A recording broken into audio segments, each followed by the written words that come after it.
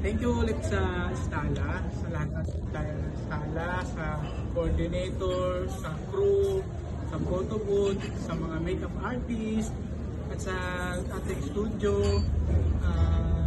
Lahat ng bumubuo po ng Stala Suites and Events Place, maraming salamat po ulit. Kasi tinupad niyo yung aming pinakapangarap, which is yung wedding. Kayo yung saksi. Thank you po. Ayan, so in addition, so very thankful po kami kasi naging maayos yung aming events, yung naging successful po lahat.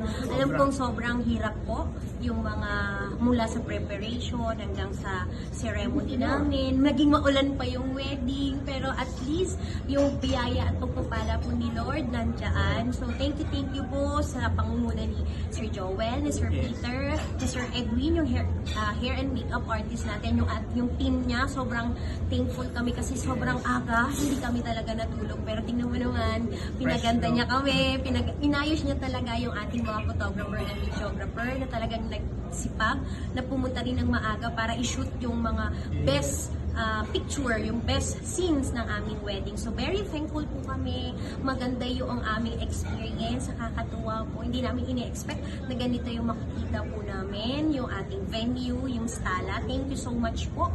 And sa lahat po ng naging parte ng aming kasal, maraming salamat yung crew, lahat, mula sa ng coordinator nila, napakabait. From Sir Joel to Sir approachable Peter. sila, sumaayos po lahat. Nagkaroon lang po ng problem pero naayos naman. So, thankful ang po kami. coordinator at ang aming mga crew na nandun nagpunta sa aming hotel.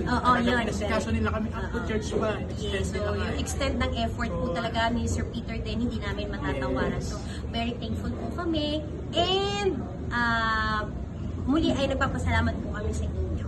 Yes, thank you very much. Bye-bye! Bye-bye!